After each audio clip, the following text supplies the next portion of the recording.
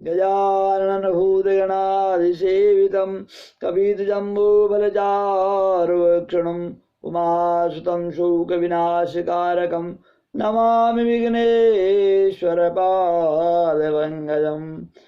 सच्चिदानन्दरूपाय विश्वोत्पत्त्यादिहेतवे तापत्रयविनाशाय श्रीकृष्णाय वयं नमः।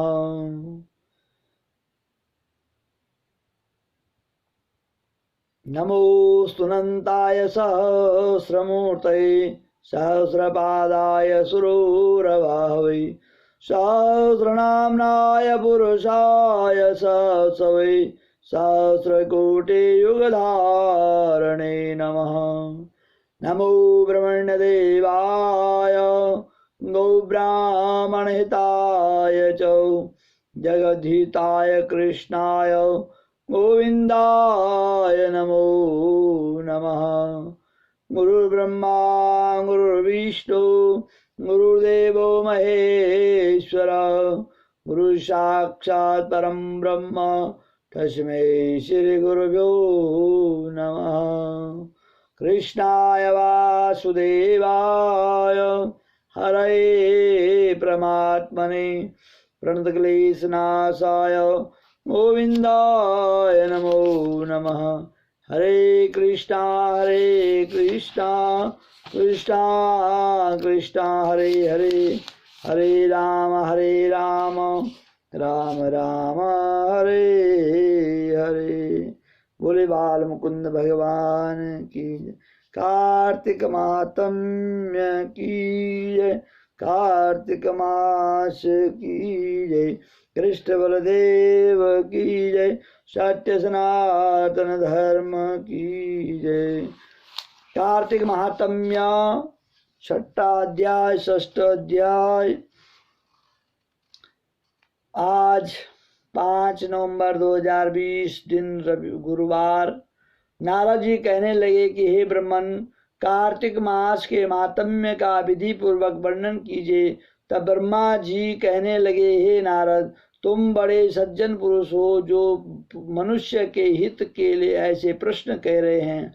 अब मैं ऐसी कथा तुमसे कहता हूँ जिसके सुनने मात्र से पापों का नाश हो जाता है। हे नारद, सूत जी इस नैमिषारण्य तीर्थ में सनकादि ऋषियों से कहते हैं कि हे ऋषियों, साधुओं का सत्संग अति पवित्र होता है और संसार में पापों के भय को दूर करने वाला होता है, ज्ञानियों को मोक्ष देने वाला होता है, कामना वालों की कामना पूर्ण करता है।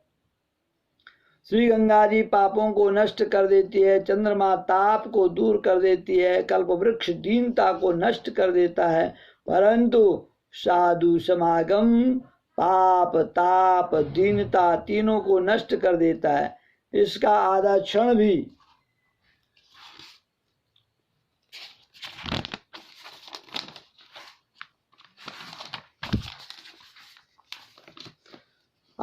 भी मोक्ष को देने वाला होता है। इतनी वार्ता सुनकर ऋषि कहने लगे, हे सूत जी, आप कृपा करके कार्तिक महात्म्य इतिहास तथा प्रसंग सही सुनाइए। तब सूत जी कहने लगे कि हे ऋषियों, एक समय भगवान श्री कृष्ण से कमल जैसे नेत्रों वाले श्री सत्यभामा जी कहने लगी कि हे मैं धन्य हूँ और मेरे माता पिता भी धन्य है जिनके मेरी जैसी कन्या उत्पन्न हुई, जिसके पति आप भगवान हैं। आप 16,108 रानियों में सबसे अधिक मुझसे प्रेम करते हैं। जिस कल्प वृक्ष की पृथ्वी के लोग बात तक नहीं जानते, वह मेरे आंगन में लगा हुआ है। अतः मैं आपसे एक बात पूछना चाहती हूँ। आशा है मेरे हित के लिए आप वह बात अवश्य बताने की कृपा करेंगे।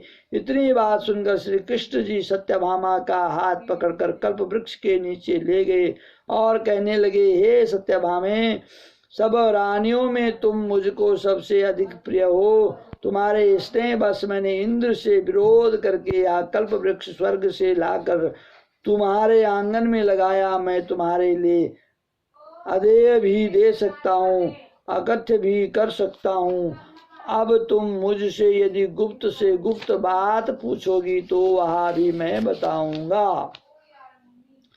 सत्यभामा कहने लगी कि हे स्वामिन, पहले जन्म में मैंने ऐसा कौन सा पुण्य का कर्म किया था जिससे मैं आपकी अर्धांगिनी बनी और गरुड़ पर बैठकर आपके साथ इंद्रादि लोकों में भी जा सकती हूँ।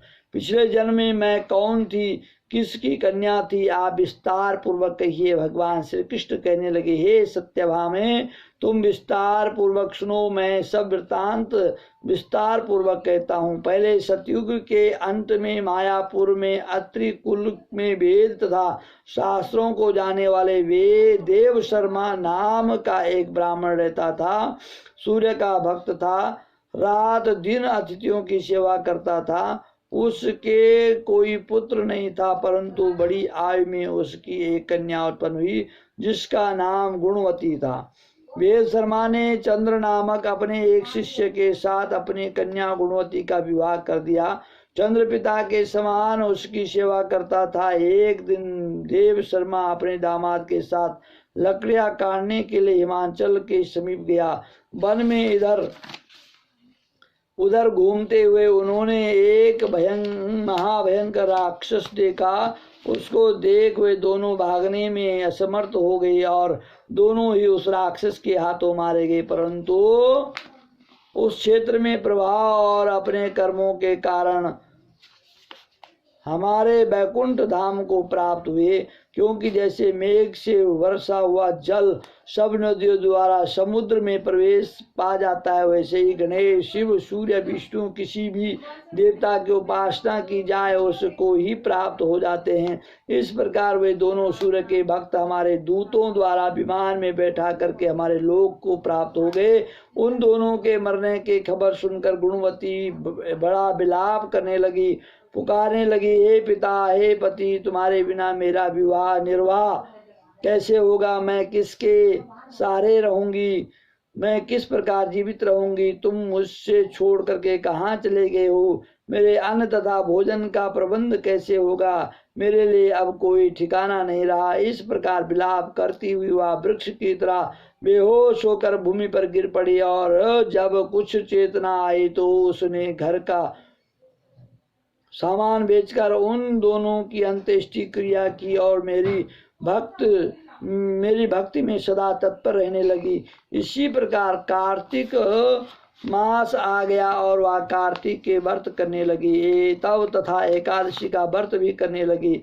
यह दोनों ही व्रत भगवान को अति प्रिय हैं तथा मुक्ति और ऐश्वर्य को देने वाले हैं। कार्तिक मास में तुला के सूर्य में जो प्रातः काल स्नान करते हैं, जागरण करते हैं, दीपदान करते हैं, उनके महापातक नाश हो जाते हैं। जो मंदिर में जाकर झाड़ू लगाते हैं, भगवान की पूजा करते हैं, वह जीवन मुक्त हो जाते हैं। जो तुलसी के वन की पालना करते हैं वह फिर इस संसार में आकर जन्म नहीं लेते। एक समय वह ज्वर से पीड़ित हो गई। वह दुर्लभ शरीर वाली गुणवती गंगा स्नान को गई। अतएव गंगा जी में प्रवेश करते ही शीत के मारे उसकी देह कांपने लगी। वह शिथिल हो गई, वहीं पर गिर पड़ी। उस समय हमारे दूत सुंदर विमान में बिठा करके उसको हमारे धाम ले आए।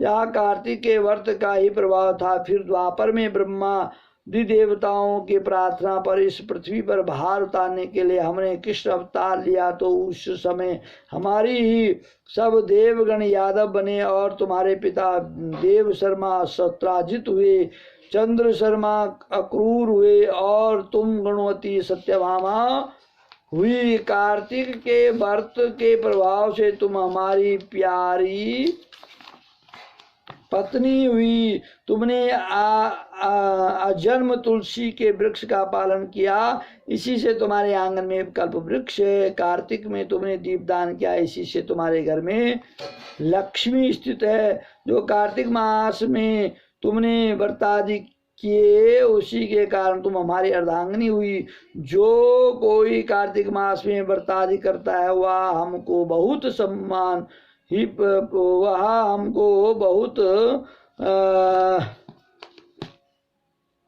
वह हमें तुम्हारे समान प्रिय है।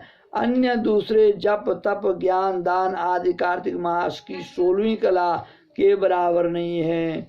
जो कार्तिक मास में कार्तिक मास का पूजन करते हैं, व्रत करते हैं, वह भगवान को बहुत प्रिय है। इसलिए श्रद्धा और भक्ति के साथ में कार्तिक महात्म्य सुने। कार्तिक मास में कोई ना कोई नियम अवश्य लें। प्रातः काल स्नान करना, भगवान की पूजा करना, दीपदान करना, तुलसी की सेवा करना, भगवान को तुलसी चढ़ाना, तुलसी मंजरी चढ़ाना, ये सब श्रद्धा और भक्ति के साथ में अवश्य करें तो भगवान अवश्य ही कल्याण करेंगे। मेरे YouTube चैनल आचार्य चंद्रभूषण को आप सब्सक्राइब करें, लाइक करें, शेयर करें। अवश्य इसी प्रकार से हम आपके बीच में बने रहेंगे, हम कथा आगे चलाते रहेंगे। बोले कार्तिक महात्म्य की जय। जय जय श्री राधे, जय जय श्री